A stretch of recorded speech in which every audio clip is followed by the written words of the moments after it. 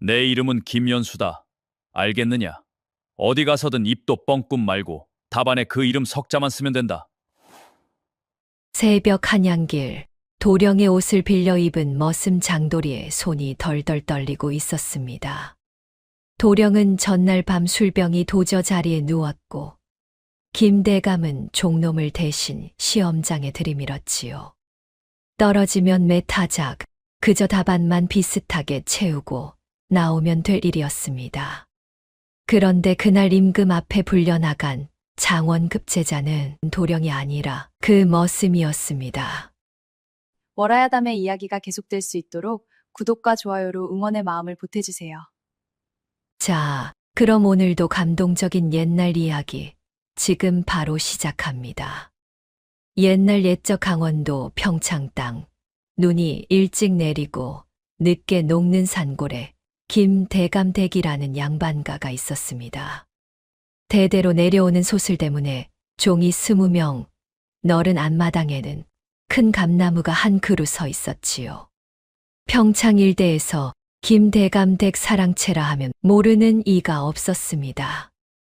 그 사랑채 대돌 아래 누런 무명 바지 저고리에 바른 시커멓고 집신 끝이 달을 대로 다른 11살짜리 머슴아이가 하나 있었습니다. 이름은 장도리. 부모도 모르고 성도 모르는 굴러 들어온 아이였지요.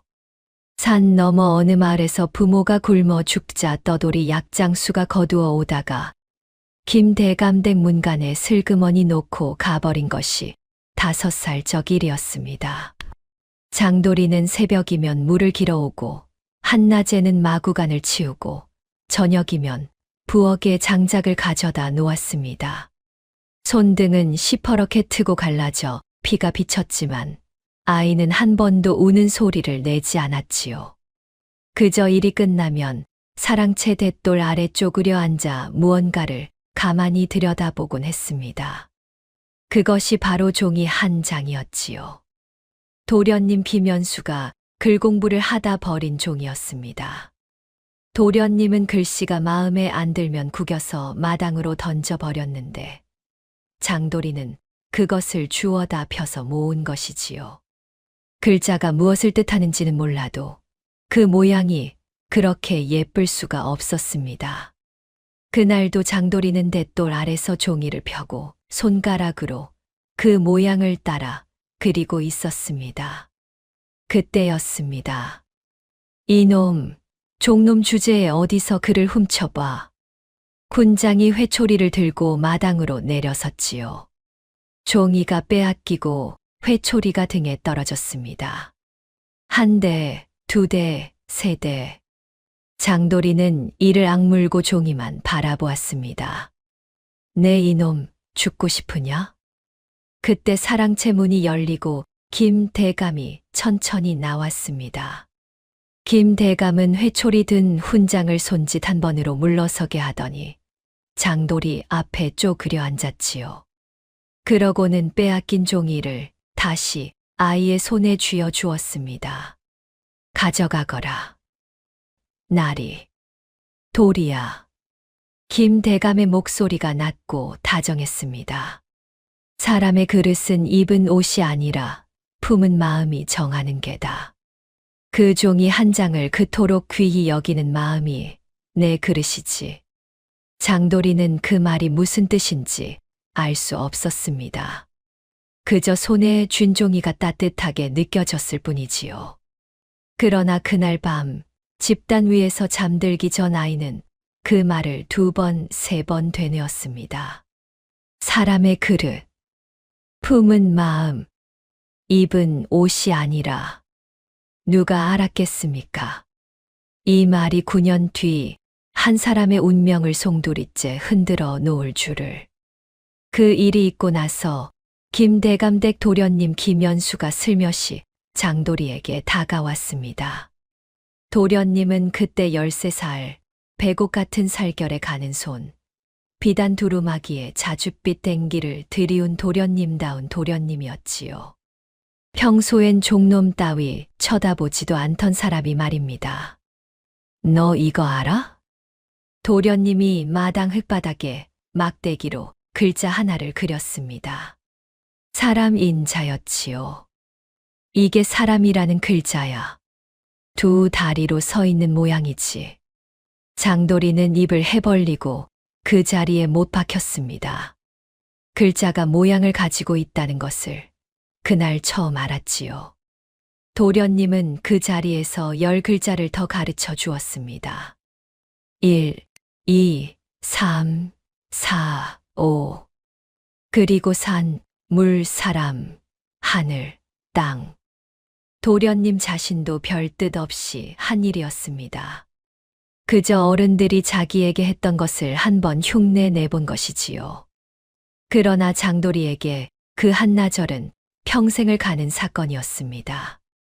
그날 이후 아이는 마당을 쓸 때도 흘 위에 글자를 그렸고, 물을 기를 때도 두레박줄에 끈을 묶어 모양을 새겼지요. 도련님이 다시 그를 가르쳐 주지는 않았지만 장돌이는 누군가 글을 읽는 소리를 들으면 귀를 쫑긋 세웠고 누군가 종이를 버리면 그것을 모아 두었습니다. 세월이 흘러 장돌이가 10세, 도련님이 15이 되었습니다. 김대감댁 살림은 겉으로는 멀쩡했지만 속으로는 조금씩 비틀거리기 시작했지요. 그 비틀거림의 한가운데에 한 사람이 있었습니다. 옛 말은 윤가였습니다. 윤가는 김대감이 간 양반 노릇을 시작할 때부터 곁을 지킨 사람이었습니다. 글은 모르나 셈이 빨랐고 굽실거리는 데는 천하제 일이었지요. 김대감은 그를 신뢰했습니다. 살림 장부를 그에게 맡겼고 빚을 주고받는 일도 그를 통했습니다. 윤가는 한 해 한 해 살이 쪘고 손가락에 두꺼운 가락지가 늘었습니다. 대감마님, 올해 농사가 영 시원찮습니다요. 흉년이 들면 좀 빌려서라도 살림을 메워야지요. 윤가는 입버릇처럼 그렇게 말했습니다. 김대감은 살림을 모르는 양반이었지요. 그저 고개를 끄덕이며 도장을 찍어 줄 뿐이었습니다. 그렇게 빈 문서가 한 장 한 장 쌓여갔지만 그 문서가 누구의 손에 어떻게 모이는지 김대감은 알지 못했습니다. 장돌이는 부엌일을 하다 윤가가 사랑채를 드나드는 모양을 자주 보았습니다. 마름이 안방마님께 큰 소리를 치고 나오는 일이 잦아졌고 도련님을 흘끔거리는 눈빛도 점점 노골적이 되었지요. 어린 장돌이의 눈에도 이상하게 비쳤습니다. 그러나 종놈이 어찌하겠습니까? 그저 부엌에서 양푼을 닦으며 마음에만 새겨두었지요. 그러던 어느 가을이었습니다. 김대감 댁 큰 잔치가 있었고 도련님은 친구들과 함께 새벽까지 술을 마셨습니다. 그런데 하필 그 다음 날이 한양향시 길에 오르기로 한 날이었지요. 안 되겠다. 도련님이 도저히 일어나질 못해요. 부인은 발을 동동 굴렀고 김대감은 안방 미닫이 앞을 서성였습니다. 시험에 빠지면 향시 자격이 떨어지고 다음 식년까지 3년을 더 기다려야 했지요. 김대감은 두 손을 등 뒤로 묶고 마당을 빙빙 돌았습니다. 그때였습니다. 김대감의 눈에 마당 한 구석에 쪼그려 앉아 글자를 그리고 있던 장돌이가 들어왔지요. 돌이야. 장돌이가 고개를 들었습니다. 김대감의 표정이 그날따라 이상했습니다. 내가 한 가지 일을 좀 해다오. 김대감의 말은 단순했습니다. 도련님의 옷을 입고 도련님의 이름을 적고 시험장에 들어가 답안만 비슷하게 채우고 나오라는 것이었지요. 떨어져도 좋고 그저 자리를 채우고 나오기만 하면 된다고 했습니다. 나리, 저는 글을 모릅니다. 안다. 그러나 너는 그래도 도련님 글공부 옆에서 글자 모양을 들여다본 적이 있지 않으냐. 답안지에 글자 모양만 비슷하게 적어 내고 나오너라. 시관들은 답안지 위 이름만 확인할 뿐이다. 장도리는 머리를 흔들었습니다. 나리, 저는 종놈이옵니다. 들키면 죽사옵니다. 내 한 몸으로 도련님의 향시 자격이 지켜진다. 나는 너에게 약조하마. 이 일이 끝나면 너를 면천시켜 주마. 면천. 종의 신분에서 벗어나 양민이 된다는 그 한마디에 어린 장도리의 마음이 잠시 흔들렸지요. 그러나 그것이 다는 아니었습니다. 그를 진정으로 흔든 것은 김 대감의 다음 한마디였습니다. 도리야, 사람의 그릇은 입은 옷이 아니라 품은 마음이 정한다고 했지. 너는 도련님 옷을 입어도 된다. 다만 시험장에서 그 옷을 부끄럽게 만들지 마라 다오. 장도리는 그날 밤 한숨도 자지 못했습니다. 떨어지면 메타작이요. 들키면 목숨이 달아납니다. 그러나 거절하면 다시 부엌으로 돌아가 평생 양푼이나 닦아야 했지요. 새벽이 밝아올 무렵 그는 도련님의 푸른 도포를 받쳐 입었습니다. 거울 속에 비친 자기 모습이 너무 낯설어 한참을 들여다봤지요. 그러고는 한양길에 올랐습니다. 한양 시험장. 1000명이 넘는 선비들이 마당에 줄지어 앉았고 답안지가 한 장씩 돌았습니다. 시제가 내걸리자 장도리는 가슴이 덜컥 내려앉았지요. 한자가 줄지어 새겨진 시제 앞에서 그는 그 글자 하나하나의 모양을 알아보았습니다. 도련님이 흘리고 다닌 종이에서 본 글자들. 사랑채 창호지에 비치던 그림자 속 글자들. 부엌에서 들었던 훈장의 글 읽는 소리. 그 모든 것이 머릿속에 한 줄로 꿰어졌습니다. 글자의 뜻은 어렴풋이 아는 것도 있고 모르는 것도 있었지만 그 글자가 무엇을 묻고 있는지는 알 것 같았지요. 백성의 굶주림을 다스리는 도리를 논하라. 장도리는 붓을 들었습니다. 5살부터 부엌 일을 하며 본 것이 굶주림이었지요. 산 너머 마을에서 굶어 죽은 부모, 김대감 댁 곳간 밖에 줄지어 서 있던 거지들, 흉년의 마름 윤가가 빈 문서를 흔들며 농민들 손에서 곡식을 빼앗아 가던 모습. 그가 본 것은 글이 아니라 사람이었습니다.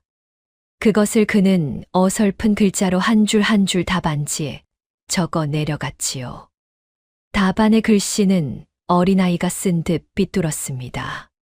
그러나 글 속에 담긴 마음은 그 자리에 앉은 어떤 양반 자제도 흉내낼 수 없는 것이었지요. 시험을 끝내고 장도리는 떠밀리듯 시험장을 나섰습니다. 그저 살아나온 것만으로도 다행이라 생각하며 평창으로 돌아갔지요. 김 대감은 그의 어깨를 두드리며 약조한 대로 그를 곧 면천시켜 주마 했고 장도리는 다시 부엌 일에 매달렸습니다. 그런데 한 달 후 평창에 청천벽력 같은 소식이 날아들었습니다. 한양에서 보낸 어사와 한 묶음과 임금의 교지였습니다. 장원급제. 그것도 식년시 갑과 1등. 답안에 적힌 이름은 분명 김연수였지요. 김 대감은 너무 좋아 자리를 박차고 일어났습니다. 부인은 마당을 돌며 웃었고 도련님은 어리둥절한 얼굴로 어사화를 받았지요. 그러나 그 모든 환호 가운데 장도리는 부엌 뒷견 어둠 속에서 두 손에 얼굴을 묶고 있었습니다. 기쁨이 아니었습니다. 두려움이었지요. 며칠 후 김대감이 장도리를 사랑채 뒤편으로 조용히 불렀습니다. 김대감의 얼굴은 굳어 있었지요. 도리야, 한양에서 사람이 내려온단다. 곧 도련님이 임금 앞에 불려가야 한다. 장도리는 무릎이 풀렸습니다. 나리, 도련님께서 그를 어찌 외워 가실 수가. 그래서 너를 부른 것이다. 김 대감은 한참을 망설이다 입을 열었지요. 도련님 옆에 그림자처럼 따라가거라. 도련님이 입을 열기 전에 내가 글을 받아 적어 도련님께 건네야 한다. 한 번만, 단 한 번만 그 자리를 넘기면 된다. 날이 들키면 안다. 그러나 너는 이미 한 번 그 옷을 입었느니라. 한 번 더 입을 수 있을 게다. 장도리는 고개를 숙였습니다. 두려움이 가슴을 짓눌렀지요. 그러나 또 한편으로 그가 지난 한 달간 잠 못 들고 곱씹은 것은 두려움뿐이 아니었습니다. 답안지를 적어 내려가던 그 순간의 감각. 자신이 본 것, 자신이 살아온 것이 한 줄의 글이 되어 나오는 그 떨림. 그것을 그는 잊을 수가 없었지요. 며칠 뒤 임금이 신과 급제자들을 친히 보겠다는 어명이 내려왔습니다. 김 대감은 도련님과 장도리를 함께 한양으로 보냈지요. 도련님은 비단옷에 사모관대를 쓰고 장도리는 그 시종으로 뒤를 따랐습니다. 그런데 일이 어그러진 것은 한양에 닿은 다음 날이었습니다. 도련님이 한양 친구들과 어울려 또다시 술잔을 받았는데 이번엔 술병이 났습니다. 머리가 깨질 듯 아프고 입에서 토물이 끊이지 않았지요. 다음 날 새벽이 어전아련이었습니다.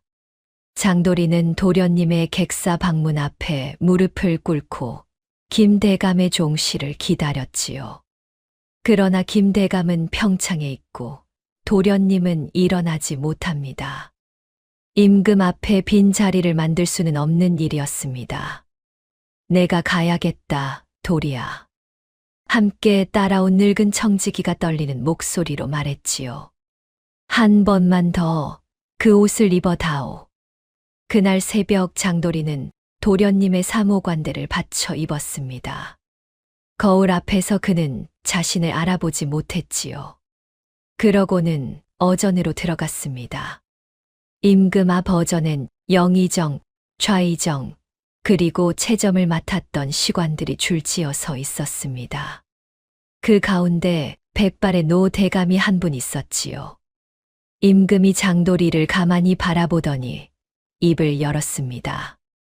내 답안을 다시 한번 읊어보거라. 장도리는 식은땀이 흘렀지만 자신이 적은 글이었기에 떨리는 입술로 한 줄 한 줄 읊었습니다. 백성의 굶주림을 다스리려면 곳간을 먼저 채우려 들지 말고 사람의 마음을 먼저 채워야 한다고. 곳간이 아무리 가득해도 사람이 비어 있으면 그 곳간은 도적의 곳간이 된다고. 읊고 나서 그는 머리가 땅에 닿도록 엎드렸습니다. 임금이 한참을 가만히 있더니 옥좌에서 천천히 내려왔지요. 그러고는 친히 그의 손을 잡았습니다. 이 글이 내 가슴에서 나온 글이로구나.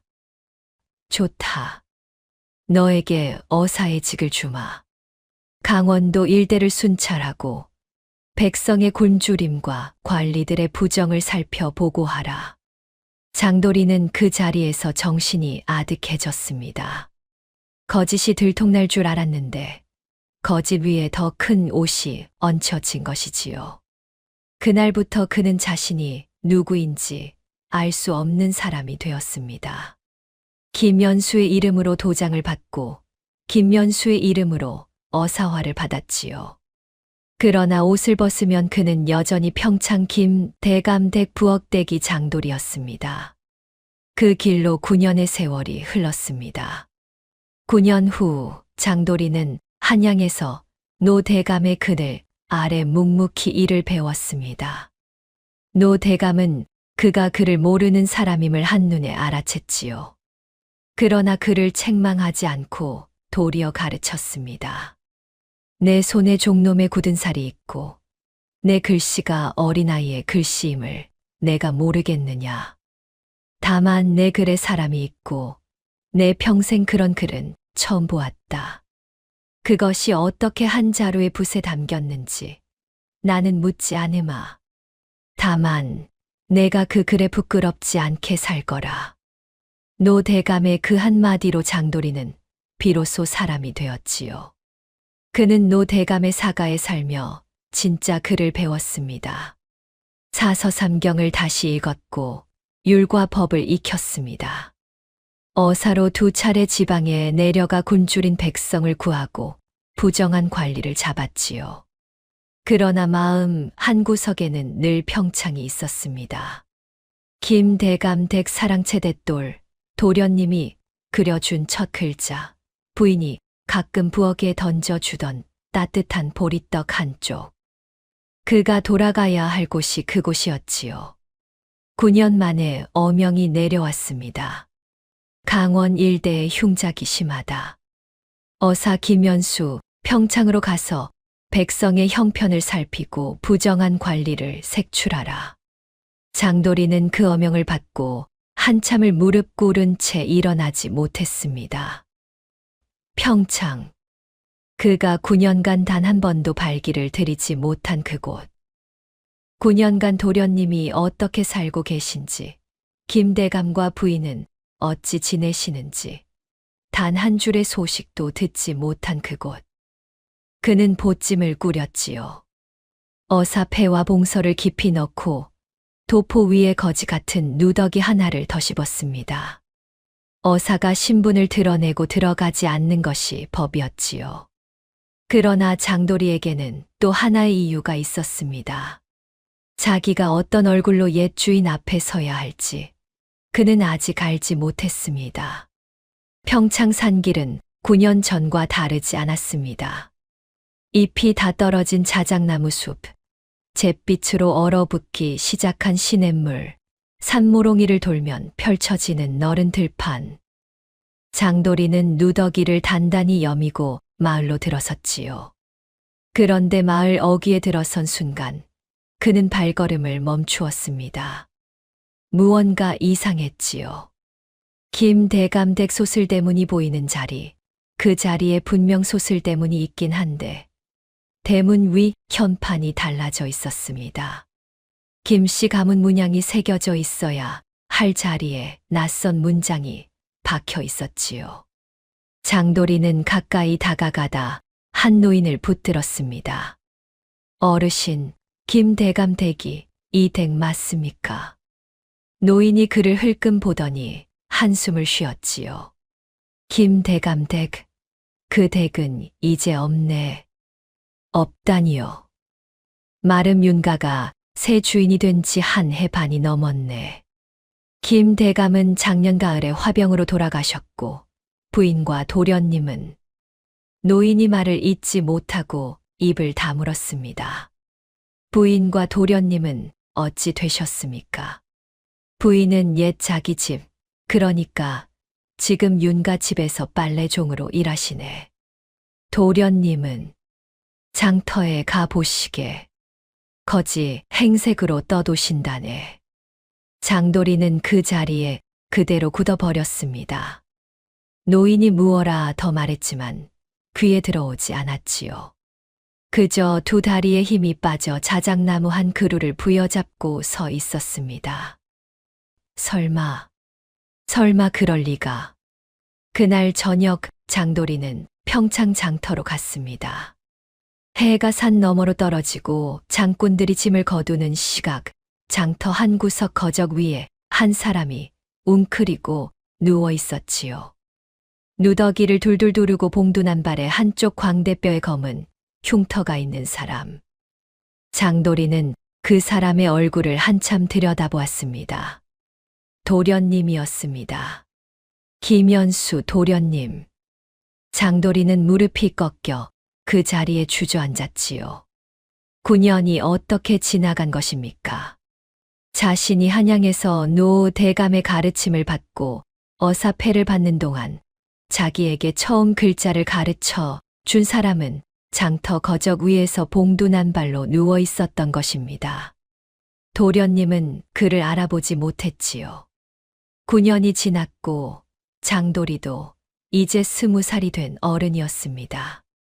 도련님은 그저 흐릿한 눈으로 그를 한번 보더니 다시 거적을 끌어 덮고 누웠습니다. 장도리는 그날 밤 길가 주막 처마 밑에 쪼그려 앉아 손이 시린 줄도 모르고 울었지요. 자기가 입은 누더기가 너무 가벼웠습니다. 보찜 속의 어사, 폐가 너무 무거웠지요. 이제 어찌해야 합니까? 어사의 옷을 펼쳐 들고 소슬대문을 박차고 들어가 윤가를 끌어내야 합니까? 그러면 옛 도련님은, 부인은 다시 사람이 됩니까? 그러나 그날 밤 장도리의 마음에 다른 결심이 자라났습니다. 김 대감이 9년 전 돛돌 아래에서 했던 말, 그 말이 그의 가슴 한복판에서 다시 울렸지요. 사람의 그릇은 입은 옷이 아니라 품은 마음이 정하는 게다. 장도리는 어사 폐를 깊이 묶어 보찜 속에 넣었습니다. 그러고는 누더기를 단단히 여미었지요. 다음 날 새벽 그는 옛 김 대감 댁, 지금은 윤가의 집이 된 그 소슬대문 앞에 섰습니다. 머슴 한 자리 빈 곳이 있다 들었습니다. 한 번 써 주십시오. 윤가의 집 마름이 그를 위아래로 훑어보았지요. 키는 멀쩡하고 어깨가 다부진 게 일은 잘하겠어 보였습니다. 이름이 무엇이냐? 돌이라 합니다. 성은 없습니다. 마름이 코웃음을 쳤지요. 그래, 종놈에게 성이 있겠느냐?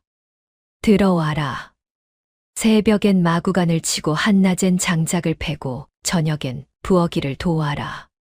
밥은 새끼 주고 잠은 행랑채 집단 위에서 자거라. 장도리는 깊이 머리를 숙였습니다. 9년 전 5살 때 떠밀려 들어왔던 그 소슬대문 안으로 그는 다시 한번 머슴이 되어 들어섰지요. 다만 이번에는 그가 가진 보찜 속에 어사, 폐가 묶여 있었습니다. 행랑채 집단 위에 보찜을 풀고 누웠을 때 어디선가 다듬이질 소리가 들려왔습니다. 빨래 방망이가 돌 위에 떨어지는 그 무겁고 슬픈 소리. 장도리는 일어나 행랑채 창호지 틈으로 그 소리가 나는 쪽을 바라보았지요.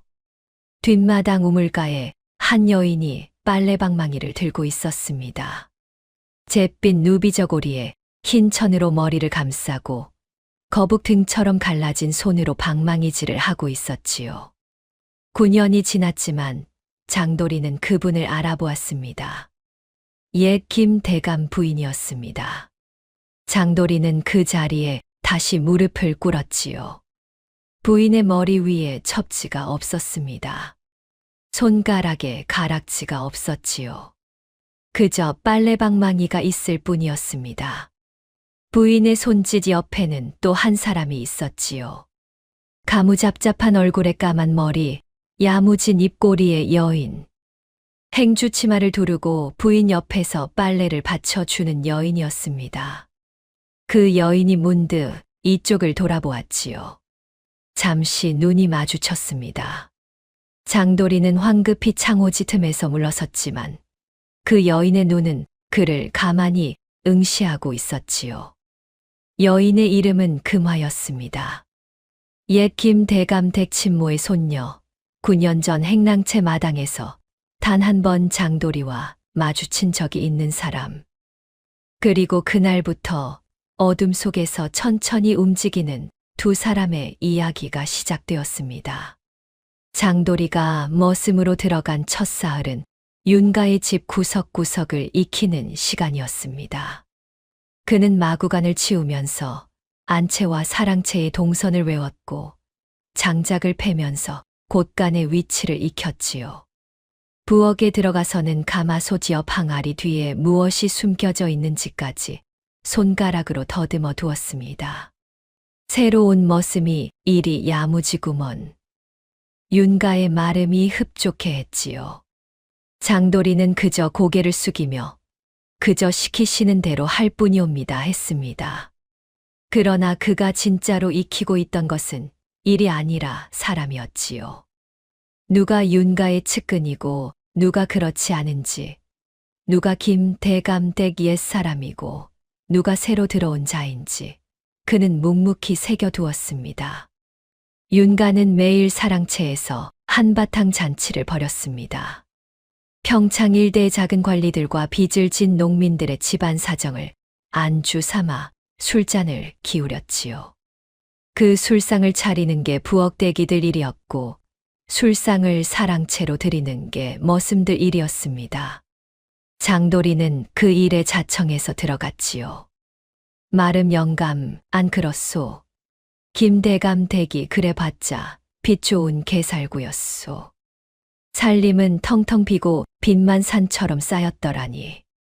내가 25년을 그 집을 지킨 공으로 이 집 한 채를 받았는데 뭐가 잘못이오? 윤가의 목소리가 사랑채 밖까지 울렸습니다. 술을 한 잔 더 마실수록 그의 입은 더 헐거워졌지요. 술상을 들고 들어가는 장돌이의 손이 떨렸지만 그는 표정을 하나도 바꾸지 않았습니다. 그 도련님은 또 어떻고 외상값을 갚지 못해 장터에서 빌어먹는 신세가 되었다지 뭐요. 양반은 양반답게 살아야지. 거리에 나앉아 손을 벌리는 건 천한 것들이나 할 짓이지. 안 그렇소. 좌중이 비위 좋게 웃었습니다. 장돌이는 그 웃음소리를 들으며 술상 위잔에 술을 따랐지요. 술병을 잡은 손에 핏줄이 도드라졌습니다. 그러나 그는 입을 다물고 깊이 절을 한 뒤 사랑채를 물러났습니다. 저녁이 깊어 윤가가 골아떨어진 뒤 장돌이는 살그머니 행랑채를 빠져나와 안채 뒤뜰로 갔습니다. 거기 우물가에 한 여인이 어둠 속에 서 있었지요. 저를 부르셨습니까? 장돌이가 낮은 목소리로 말했습니다. 여인은 한참을 가만히 그를 보다가 천천히 입을 열었지요. 9년 전 행랑채 마당에서 회초리를 맞던 아이를 기억하오. 금화였습니다. 그 아이가 손에 종이 한 장을 쥐고 있었는데 매를 맞으면서도 그 종이를 놓지 않았소. 그 눈빛을 나는 잊지 못했지요. 오늘 새벽 마구간 앞에서 다시 그 눈빛을 보았소. 장돌이는 고개를 숙였습니다. 9년이 지났는데도 그를 알아보는 단 한 사람이 있었던 것이지요. 그대 누구요? 진짜 누구요? 장돌이는 한참을 망설였습니다. 어사 패를 보일 수도 있고 입을 다물 수도 있었지요. 그러나 그가 입을 연 것은 어사 신분이 아니었습니다. 저는 9년 전 김대감댁 머슴돌이었습니다. 도련님이 흙바닥에 처음 글자를 그려주신 그 아이올시다. 금화의 눈이 어둠 속에서 잠시 흔들렸지요. 그러고는 그녀가 손을 내밀어 장돌이의 두 손을 가만히 잡았습니다. 부인 마님께서 매일 밤 그대를 그리워하셨소. 도련님이 그대에게 글자를 가르치던 그 마당이 사라지고 나서 부인은 자주 그 자리에 멍하니 서 계셨지요. 장돌이의 눈에서 눈물이 한 방울 떨어졌습니다. 9년의 침묵이 그날 밤 우물가에서 한꺼번에 무너졌지요. 그날 이후 장돌이와 금화의 비밀 동행이 시작되었습니다. 금화는 윤가 집에 부엌대기 노릇을 하면서 안채의 모든 일을 알고 있었지요. 누가 누구에게 빚을 졌고 어느 문서가 어디에 보관되어 있으며 윤가가 어떤 마름들과 결탁해 평창 일대 양반과 살림을 어떻게 거덜냈는지. 빚 문서는 모두 거짓이요. 김대감 마님께서 도장을 찍으신 건 사실이지만 그 문서의 액수와 이자는 모두 윤가가 나중에 고쳐 넣은 것이요. 그 원본 문서들은 사랑채 서가 안쪽 비밀함에 들어있소. 금화의 정보는 정확했습니다.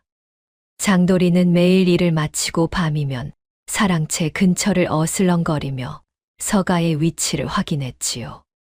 그는 도장과 글자를 자세히 들여다보며 윤가가 어떻게 문서를 조작했는지 머릿속에 그림을 그렸습니다. 그러나 정작 일은 손을 댈 수 없었습니다.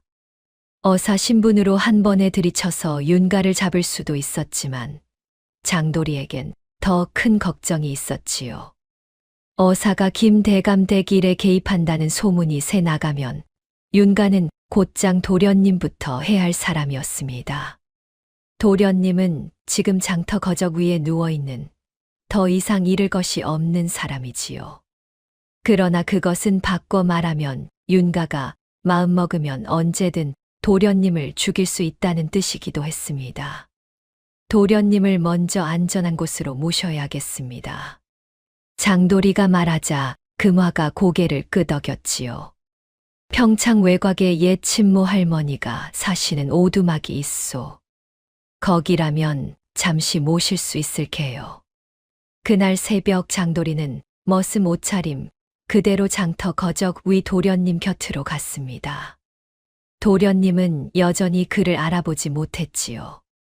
그저 흐릿한 눈으로 그가 내미는 보리떡 한쪽을 받아들었습니다.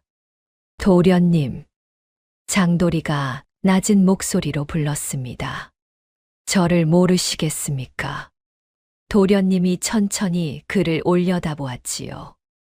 한참을 들여다보던 도련님의 눈에 무엇인가 떠올랐다 사라졌습니다. 누구냐? 너. 9년 전 마당에서 도련님께서 흘바닥에 사람 인자를 그려주셨던 그 아이올시다. 도련님의 입술이 떨렸습니다. 그러고는 갑자기 그가 거적을 머리끝까지 끌어덮고 돌아 누웠지요. 가거라. 나는 그런 사람을 모른다. 도련님, 가라 하지 않느냐. 너 같은 자가 어찌 이 거지 노릇하는 사람을 안다 한단 말이냐. 장도리는 그날 도련님을 모시지 못했습니다. 도련님의 자존심이 그를 받아들이지 못한 것이지요. 그저 보리떡 두 쪽을 거적 옆에 놓고 물러섰을 뿐입니다. 그러나 다음 날도 그 다음 날도 장도리는 새벽이면 장터에 갔습니다. 보리떡 한쪽 따뜻한 미음 한 그릇, 헌무명 한 폭. 도련님은 매번 그를 외면했지만 그가 놓고 가는 것들은 거두어 드렸지요. 어느 날 밤 장도리가 떡을 두고 돌아서려 할 때 거적 속에서 작은 목소리가 들려왔습니다. 돌이냐? 장도리는 그 자리에 멈춰 섰지요. 맞으냐? 정말 그 돌이냐? 예, 도련님. 도련님이 천천히 거적을 걷고 일어났습니다. 봉두 난발 사이로 한 줄기 눈물이 흘러내렸지요. 내가 너에게 글자를 가르쳤다 자랑하던 시절이 있었느니라.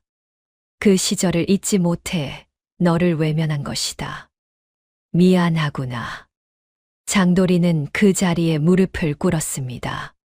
9년 전 맷돌 아래서 매를 맞던 그가 9년 후 도련님 앞에 무릎을 꿇고 있었지요. 다만 이번엔 도련님이 머리를 숙인 채였습니다. 장도리는 그날 밤 도련님을 모시고 평창 외곽 친모 할머니 댁으로 갔습니다. 친모 할머니는 도련님을 보자 통곡을 하며 그를 안채로 모셨지요. 따뜻한 미음 한 그릇이 도련님의 손에 쥐어졌습니다.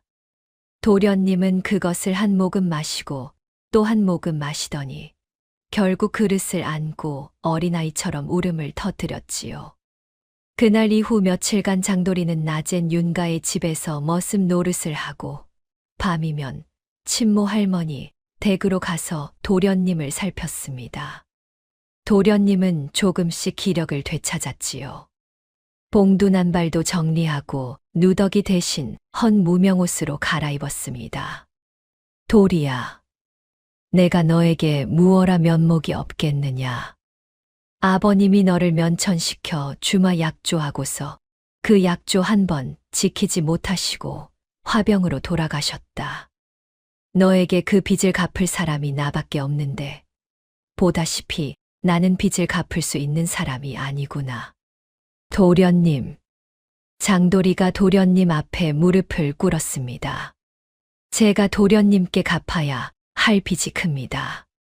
도련님이 마당에 그려주신 사람인자 그 글자가 9년간 저를 살려주었습니다. 그 빚을 어찌 갚아야 할지 저는 아직 모릅니다. 도련님이 가만히 그를 바라보았지요. 봉두 난발 사이로 비치는 그 눈빛에 9년 전 도련님다웠던 그 모습이 잠시 비쳤습니다. 도리야, 너 한양에선 무엇을 하다 왔느냐? 장도리는 한참을 망설였지요. 그러나 결국 꽃짐을 풀어 어사패를 꺼냈습니다. 도련님의 눈이 휘둥그레졌지요. 이게 무엇이냐? 이것이 도련님. 9년 전 그날 향신은 도련님 이름으로 본 것이 맞습니다. 그러나 답안을 적은 것은 저였고 임금 앞에 불려간 사람도 저였습니다. 임금께서 그 답안을 보시고 어사의 직을 내리셨는데 그 어명을 받은 사람도 김연수의 이름이 적힌 저였지요. 도련님은 한참을 그 어사패를 들여다보았습니다. 그러고는 그가 천천히 고개를 흔들었지요. 그러면 너는 한양에서 김연수의 이름으로 살아왔단 말이냐? 9년간. 예. 그것은 도적질이로다. 내 이름을 도적질한 것이로다. 장도리는 깊이 머리를 숙였습니다. 도련님, 저는 어떤 벌도 받겠습니다. 다만 윤가를 먼저 처리해야 합니다. 도련님 어머님과 도련님이 다시 사람이 되어야 합니다. 그 일을 마친 다음에는 제가 모든 죄를 받겠습니다. 도련님은 한참을 침묵했지요. 그러더니 그가 손을 들어 어사패를 다시 장도리 손에 쥐어 주었습니다. 도리야, 너는 도적이 아니다. 너는 9년간 김연수의 이름으로 살았으되 그 이름에 부끄럽지 않게 살아왔다. 아버님이 너에게 약조하신 것이 면천이었지만 임금께서 너에게 내리신 것이 어사라면 그것은 하늘이 너를 그 자리에 놓으신 것이다. 도련님이 장도리의 두 손을 잡았습니다. 내 손에 그 패를 거두어라. 그리고 윤가를 잡아라. 장도리는 그 손을 마주 잡고 한참을 일어나지 못했지요. 윤가의 집에서 장도리의 머슴 노릇은 점점 깊어졌습니다. 그는 일을 빈틈없이 했고 말을 아꼈으며 시키는 일에 어김이 없었지요. 윤가는 그를 신통하게 보았습니다. 닷새가 지나자 윤가가 그를 사랑채로 직접 불러들였지요. 내 이름이 도리라 했지. 예, 어른. 내가 일이 야무져서 마구간보다는 안일을 좀 시켜볼까 한다. 사랑채 뒷마당에 내가 따로 쓰는 곳이 있다.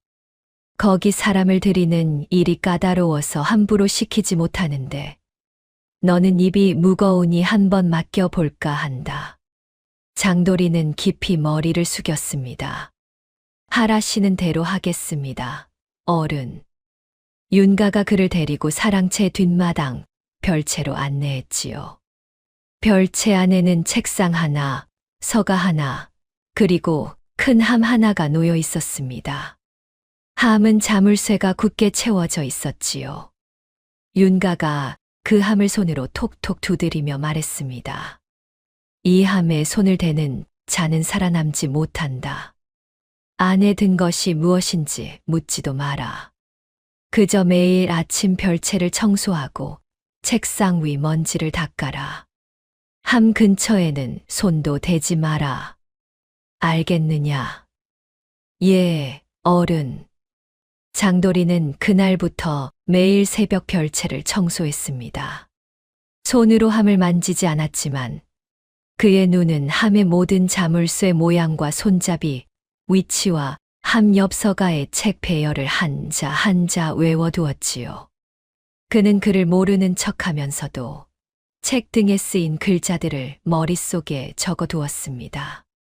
밤이면 그는 우물가에서 금화를 만나 자신이 본 것을 전했지요. 함 안에 빈 문서 원본이 있을 것이요. 윤가가 가짜 문서를 만들어 김대감께 도장을 받았지만 진짜 원본에는 액수가 다르게 적혀 있을 게요. 그것을 손에 넣어야 윤가를 잡을 수 있소. 금화가 낮은 목소리로 말했습니다. 그러나 그 함의 열쇠는 윤가가 늘 품속에 넣고 다니오. 빼낼 수가 없을 것이오. 장도리는 골똘히 생각했지요. 그러더니 그가 천천히 입을 열었습니다. 열쇠가 아니어도 좋소.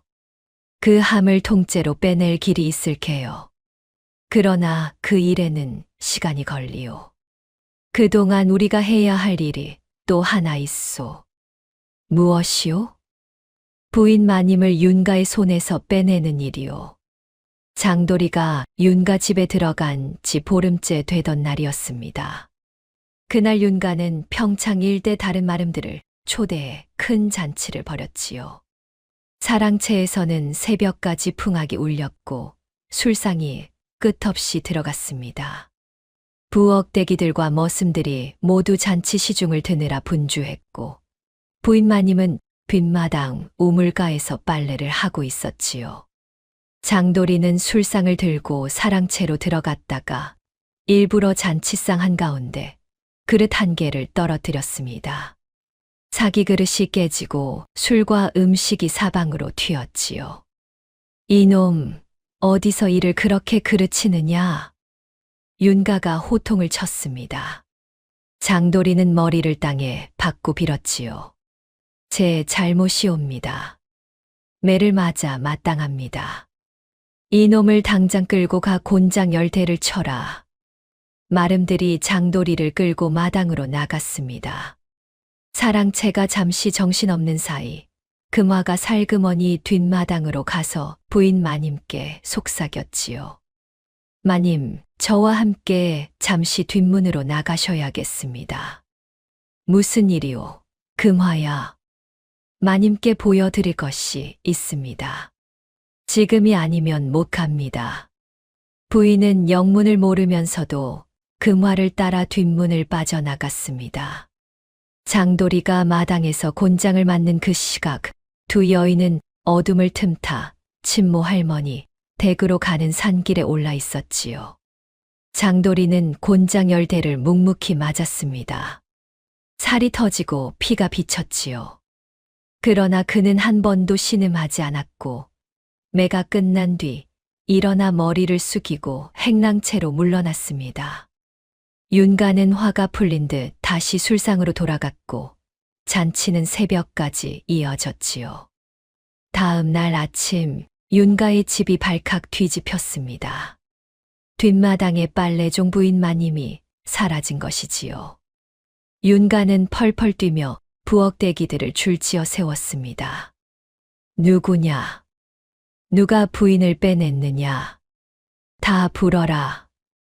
부엌대기들은 모두 떨고 있었지요. 그때 마름 한 사람이 뛰어들어와 말했습니다. 어른, 금화도 보이지 않습니다. 어젯밤부터 모습이 없는데 윤가의 얼굴이 시뻘개졌지요. 그 계집, 처음부터 수상하다 했지.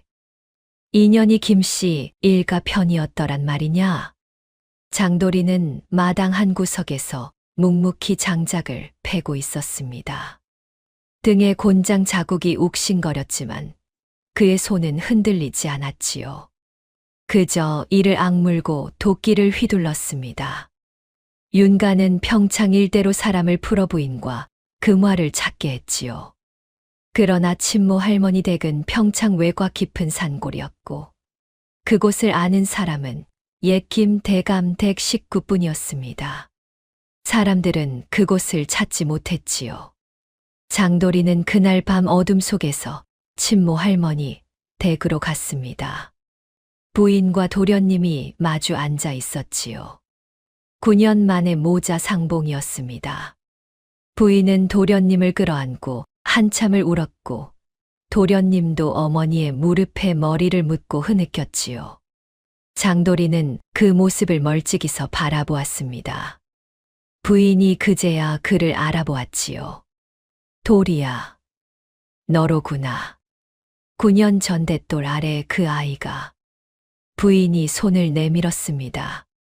빨래방망이에 부어 거북 등처럼 갈라진 그 손이었지요. 장돌이는 무릎을 꿇고 그 손을 두 손으로 받쳤습니다. 부인이 그의 머리에 손을 얹고 떨리는 목소리로 말했지요. 내가 우리 집의 마지막 사람이로구나. 장돌이의 눈에서 눈물이 흘러내렸습니다. 장돌이가 윤가의 집에서 머슴 노릇 한 지 한 달이 되어 가던 무렵 평창 일대에 어사가 내려와 있다는 소문이 슬슬 돌기 시작했습니다. 어느 마을 어느 관리가 잡혀갔다더라. 어느 빚쟁이가 봉변을 당했다더라. 소문은 부풀려져 흘러다녔지요. 윤가는 처음에는 그 소문을 흘려들었습니다. 어사라 해봐야 한양에서 내려온 풋내기 양반일 텐데 자기처럼 평창 일대에 뿌리 내린 사람을 어찌하랴 싶었던 것이지요. 그러나 부인 마님이 사라진 지 사흘이 지나도 행방이 잡히지 않자 그의 의심이 점점 진해지기 시작했습니다. 마름, 그 새 들어온 머슴돌이 말이다. 어디서 들어왔다 했지. 산 너머 횡성 쪽에서 떠밀려 왔다 합니다. 어른. 성도 모르고 부모도 모르는 놈이지. 예, 그렇습니다. 그 놈이 부인이 사라진 그날 밤 곤장을 맞았지. 예, 어른. 윤가의 작고 빠른 눈이 가늘어졌습니다. 그가 손가락으로 사랑채 마룻바닥을 톡톡 두드렸지요. 그 놈을 지켜봐라. 어디로 가는지, 누구를 만나는지, 한 자도 빠짐없이 보고하라. 그날부터 장돌이의 뒤에는 그림자가 붙었습니다. 그가 우물물을 길러가는 길에도, 마구간을 치는 시간에도, 별채를 청소하는 새벽에도. 그러나 장돌이는 그 그림자를 알고 있었지요. 그는 일부러 평범한 머슴 행동만 했습니다. 친모 할머니 댁에는 사흘에 한 번씩, 그것도 다른 머슴 일을 도와 평창 장터로 나가는 길에 슬쩍 들르는 정도로만 갔지요. 그리고 그는 한 가지 일을 시작했습니다. 윤가의 별채 그 함의 옆 서가에 있는 책들. 그 책 등에 적힌 글자가 무엇인지 확인하는 일이었지요. 장돌이는 새벽 청소 시간에 책 한 권을 빼서 페이지를 살짝 펴보았습니다. 그 책은 빈 문서가 아니라 평범한 사서삼경이었지요. 그러나 다른 한 권은 달랐습니다. 그 책 안에서 그는 작은 종이 쪽지 하나를 발견했습니다. 종이에는 글자 몇 개와 도장 모양이 그려져 있었지요. 윤가가 김대감의 도장을 흉내내 내기 위해 연습한 종이었습니다. 장돌이는 그 종이를 다시 책 사이에 넣고 책을 제자리에 꽂았지요. 그러고는 윤가의 함이 어떻게 만들어졌는지를 더 자세히 살폈습니다. 함의 바닥에 자그마한 구멍이 하나 있고 그 구멍이 별채 마룻바닥 아래 작은 빈 공간과 연결되어 있다는 것을 그는 알아냈지요. 그날 밤 장돌이는 금화를 만나 자기 계획을 일렀습니다. 열쇠를 빼낼 수 없다면 함 안의 것을 마룻바닥 아래로 떨어뜨릴 길이 있소. 함 바닥에 작은 구멍이 있고 그 구멍을 조금만 더 넓히면 안에 문서가 마루 아래 떨어질게요. 마루 아래는 별채 바깥 도랑과 연결되어 있소. 그러면 윤가는 함을 열기 전엔 모르겠구려. 그렇소. 윤가는 함이 열쇠로만 열린다고 믿고 있으니 함 바닥 아래쪽엔 의심을 두지 않을게요. 다만 일을 끝내고 도랑에서 문서를 거두어 낼 사람이 있어야 하오. 그 일은 그대가 맡아주시오. 금화가 고개를 끄덕였습니다. 그날 새벽 장돌이는 별채 청소를 하며 작은 송곳 끝으로 함 바닥 구멍을 조금씩 넓혔지요. 함을 흔들지 않고 구멍만 키우는 일이라 시간이 오래 걸렸습니다. 사흘에 걸쳐 그 일을 한 끝에 마침내 함 안의 종이 한 장이 마룻바닥 아래로 슬며시 떨어졌지요. 그는 그 다음 날도 한 장씩 떨어뜨렸습니다. 엿새 만에 함 안의 문서가 모두 마루 아래로 옮겨졌고 금화가 도랑에서 그것을 거두어 친모 할머니 댁으로 옮겼지요. 윤가는 그 사실을 까맣게 몰랐습니다. 그러나 일이 항상 순조로울 수만은 없었지요. 사단은 엉뚱한 데서 터졌습니다. 도련님 김연수가 친모 할머니 댁에서 기력을 되찾은 다음 어느 날 어머니께 효도를 한다며 약초를 캐러 산에 올라갔다가 마을 사냥꾼에게 발각된 것이지요. 그 사냥꾼은 윤가의 측근이었습니다. 사냥꾼은 그 길로 윤가에게 달려갔지요. 어른, 그 거지 행색 도련님이 친모 할매 집에서 살이 다 올라 산에 약초를 캐러 다닙디다. 어제 분명 보았습니다. 윤가가 자리를 박차고 일어났습니다. 부인 마님이 사라진 자리와 도련님이 살아있는 자리가 한 곳임을 그제야 안 것이지요. 그리고 그 일을 누가 했는지도 그의 작은 눈은 한 사람을 가리켰습니다. 그 머슴 돌이, 그 놈을 당장 잡아와라. 윤가의 마름들이 장도리를 잡으러 행랑채로 달려갔지요. 그러나 장도리는 그 시각 마침 마구간에 있었고 마구간 옆으로 빠지는 뒷문을 통해 곧장 친모 할머니 댁으로 달릴 수 있었습니다. 그가 도착했을 때 윤가는 이미 부하 5명을 데리고 친모 할머니 댁 마당에 들이닥쳐 있었지요. 도련님이 마당에서 윤가의 부하들에게 두들겨 맞고 있었습니다. 부인은 막아서다 마름에게 떠밀려 대돌의 머리를 부딪혔지요. 친모 할머니는 그 자리에 주저앉아 울부짖었습니다. 윤가가 도련님 앞에 서서 칼을 빼들었지요. 이놈, 너 같은 거지가 살아있는 것 자체가 김대감 댁의 수치다. 오늘 내 손으로 그 수치를 거두어 주마. 그때 장도리가 마당으로 뛰어들었습니다. 멈추시오. 윤가의 눈에 핏발이 섰지요. 내 놈이로구나. 김씨 일가를 빼돌리고 부인을 숨긴 놈이. 너 누구냐? 어디서 굴러먹은 놈이야? 장도리가 천천히 앞으로 나왔습니다. 보찜을 등에 메고 있었지요. 그러나 그가 보찜을 풀고 그 안에서 어사패를 꺼낼 새도 없었습니다. 윤가가 칼을 휘둘러 그의 어깨를 베었고 부하 둘이 그를 덮쳐 짓밟았지요. 보찜이 바닥에 떨어지면서 어사 패가 마당 흙에 굴렀습니다. 윤가의 발에 그 패가 채였지요. 그가 그것을 집어들고 한참을 들여다보았습니다. 그를 모르는 그였지만 그 패에 새겨진 모양과 색깔이 무엇을 뜻하는지는 알아보았지요. 어사패, 천하의 어사패. 윤가의 얼굴이 백지장처럼 하얘졌습니다. 그러나 그 다음 순간 그의 작은 눈이 다시 빠르게 굴렀지요. 어사라. 어사 행세를 하던 사기꾼이로구나. 너 같은 종놈이 어사일 리가 없지. 그가 칼을 다시 들었습니다. 이 어사 패와 함께 너를 묻으면 너 같은 사기꾼은 세상에 있었던 적도 없는 사람이 될 것이다. 오늘 이 마당에서 너와 김씨 일가, 친모, 부엌대기 모두를 묻겠다. 누구도 산 사람으로 평창을 나가지 못한다. 장도리는 어깨에서 피가 흐르고 있었지만 가까스로 일어났습니다. 도련님은 마당에 엎어져 의식을 잃었고 부인은 대돌 옆에 쓰러져 있었지요. 금화는 친모 할머니를 부둥켜 안고 떨고 있었습니다. 모든 것이 끝난 것 같았지요. 장도리는 무릎을 꿇고 흙바닥에 손을 짚었습니다. 어깨에 피가 흙으로 떨어졌지요. 그는 9년 전 대돌 아래에서 매를 맞던 그 자리에 다시 와 있었습니다. 회초리가 등에 떨어지던 그 자리에. 그러나 이번에는 그가 일어설 힘이 없었지요.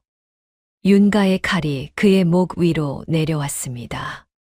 장도리는 눈을 감았지요. 그러나 그 순간 그의 머릿속에 한 줄의 말이 떠올랐습니다. 9년 전 김대감이 그의 손에 종이를 쥐어주며 했던 그 말이었지요. 사람의 그릇은 입은 옷이 아니라 품은 마음이 정하는 게다. 장도리는 눈을 떴습니다. 어깨에 피가 흙바닥에 번지고 있었지만 그의 눈이 다시 또렷해졌지요. 그가 입은 것은 머슴의 누더기였지만 그가 품은 것은 어사의 마음이었습니다. 옷이 그를 정하는 것이 아니라 마음이 그를 정하는 것이었지요. 그는 흙바닥에서 한 줌의 흙을 쥐었습니다. 그러고는 윤가의 얼굴을 향해 그 흙을 뿌렸지요.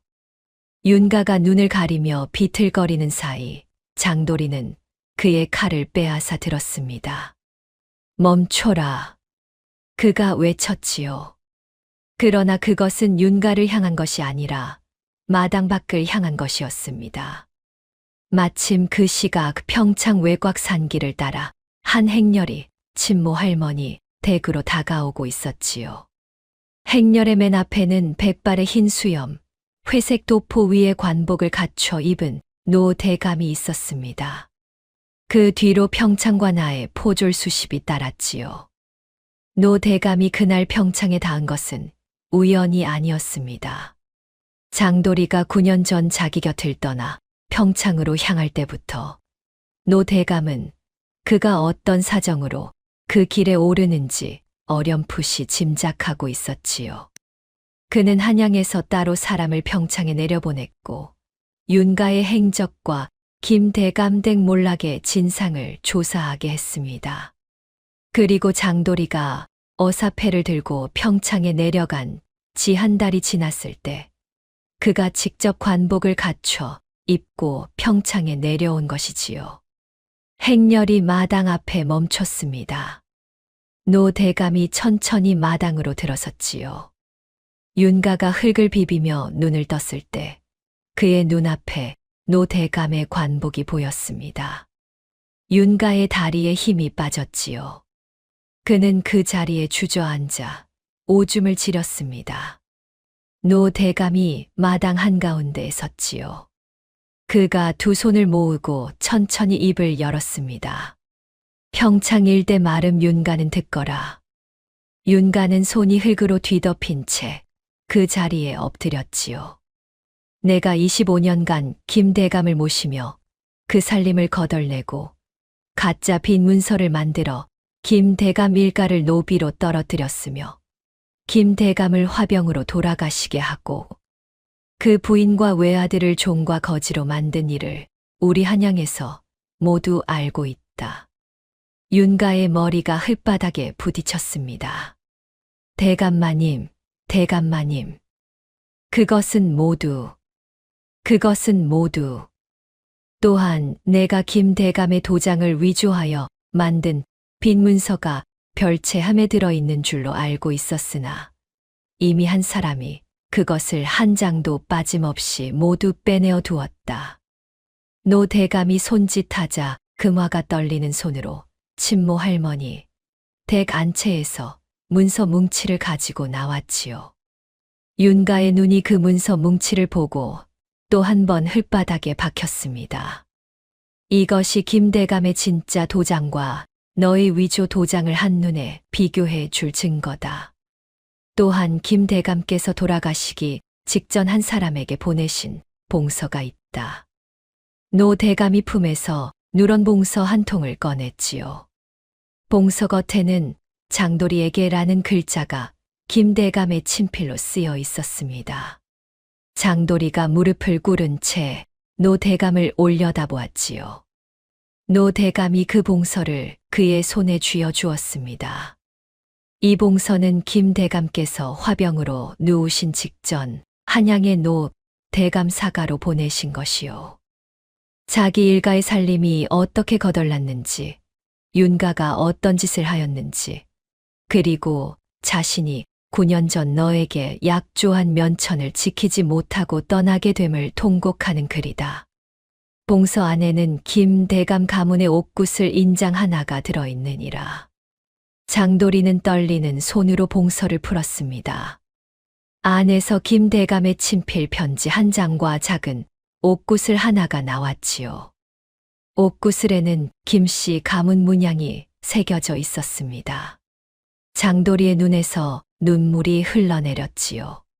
김대감은 화병으로 돌아가시기 전 자기를 잊지 않으셨던 것입니다. 자기에게 약조한 한마디를 지키지 못함을 통곡하시며 그것을 노 대감께 부탁하셨던 것이지요. 도리야. 노 대감이 그의 어깨에 손을 얹었습니다. 이제 일어서거라. 장도리가 일어섰지요. 어깨에 피가 흙으로 떨어졌지만 그의 등이 곧았습니다. 노 대감이 보찜 속 어사패를 꺼내 그에게 다시 쥐어주었지요. 그 패를 받아든 장도리가 마당 한가운데 섰습니다. 평창 마름 윤가는 듣거라. 장도리의 목소리가 마당에 울렸지요.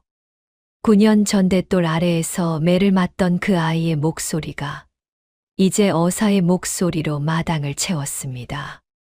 네, 죄가 셋이다. 첫째, 김대감의 도장을 위조하여 그 살림을 도적질한 죄. 둘째, 김대감을 화병으로 돌아가시게 하여 양반의 목숨을 끊은 죄. 셋째, 김대감의 부인과 외아들을 종과 거지로 만든 죄. 이 죄에 대해 변명할 것이 있으면 말하라. 윤가는 흙바닥에 머리를 박은 채 떨었지요. 그러나 그는 한 가닥 마지막 살기를 찾으려 했습니다. 어사나리, 어사나리. 저는 그저 마름의 일을 한 것뿐이옵니다. 김 대감께서 살림을 모르시고 도장을 마구 찍으셨고 빚이 늘어나는 것을 모르신 채 가산이 흩어진 것이지. 저는 내 자리에 함께 술을 마시던 마름들이 모두 평창관아에 잡혀와 있다. 그들 중 누가 너의 일을 덮어줄 것 같으냐? 그들이 너의 위조 사실을 모두 증언하였다. 윤가의 얼굴이 일그러졌지요. 그는 한참을 흙바닥에서 떨다가 갑자기 고개를 들어 사람들을 둘러보았습니다. 그러더니 그가 입을 열었지요.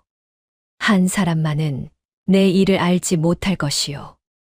그 사람을 내 옆으로 데려와 주시오. 그 사람이 내 마지막 동무이니. 누구를 부르려느냐? 부엌대기 금화 그년이요.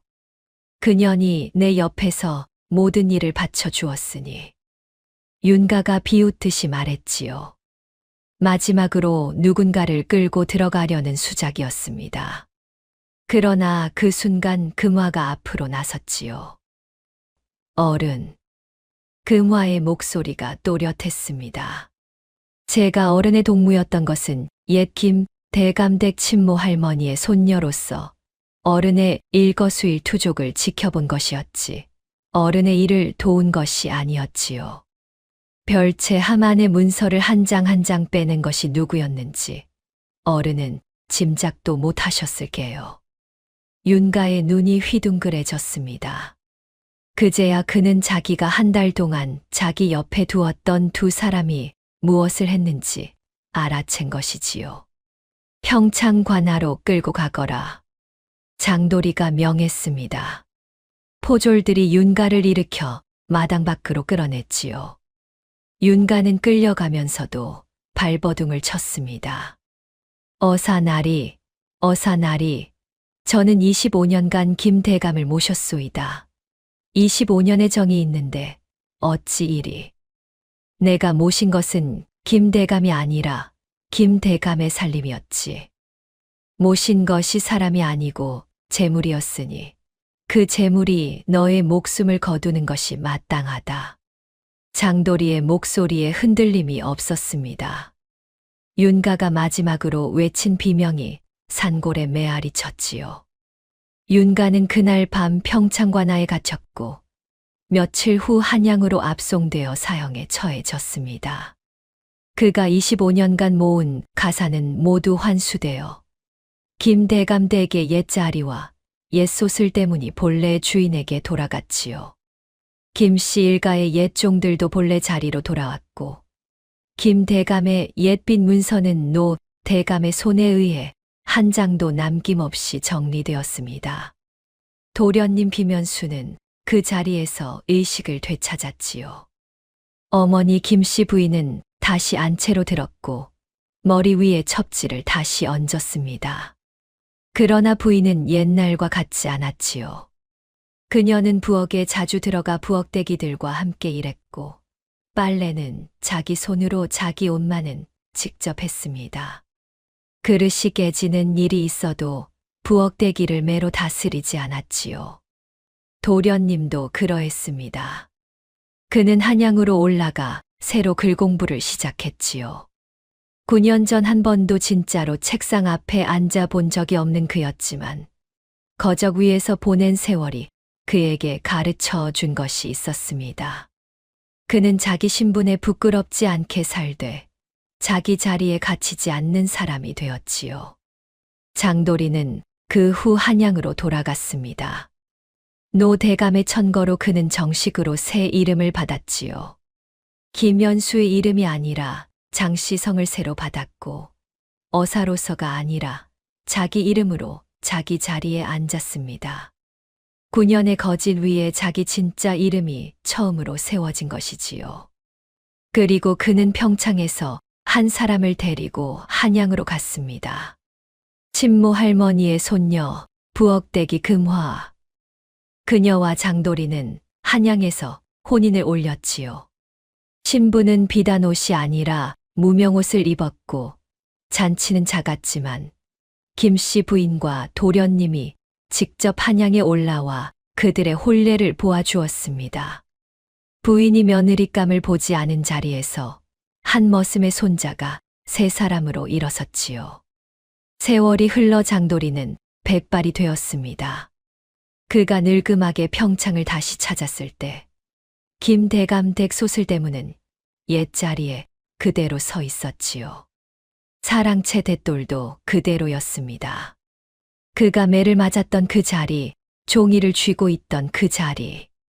장도리는 그 돛돌 앞에 한참을 서 있다가 천천히 손을 뻗어 돛돌을 어루만졌지요. 그러고는 보찜에서 종이 한 장을 꺼냈습니다. 9년 전 그가 매를 맞으면서도 끝까지 놓지 않았던 그 종이었지요. 그 위에는 어린아이가 따라 그린 사람 민자가 어설프게 그려져 있었습니다. 그는 그 종이를 돛돌 위에 가만히 놓았습니다. 그 종이 위로 가을바람이 한 차례 스쳐 지나갔지요. 돛돌 아래엔 매가 떨어지던 자리, 돛돌 위엔 한 사람의 그릇이 시작된 자리. 옛날 그 자리에서 김 대감이 무릎을 굽혀 그에게 종이를 쥐어주었듯이 이제 그는 그 자리에 그 종이를 다시 놓고 가는 것이었습니다. 이야기는 여기서 끝이 났습니다. 사람의 그릇은 입은 옷이 아니라 품은 마음이 정한다고 했지요. 머슴의 누더기를 입은 자가 어사의 마음을 품으면 어사가 되고 비단옷을 입은 자가 도적의 마음을 품으면 도적이 되는 법입니다. 입은 옷은 바뀌어도 품은 마음은 바뀌지 않으니 우리가 진짜로 가꾸어야 할 것은 옷장이 아니라 가슴 한복판이 아니겠습니까? 다음 영상을 빠르게 만나보시려면 좋아요와 구독을 눌러주세요. 지금 화면에 나오는 월화야담의 더 재미있는 영상들도 함께 해주세요. 그럼 모두 행복한 하루 보내세요. 감사합니다.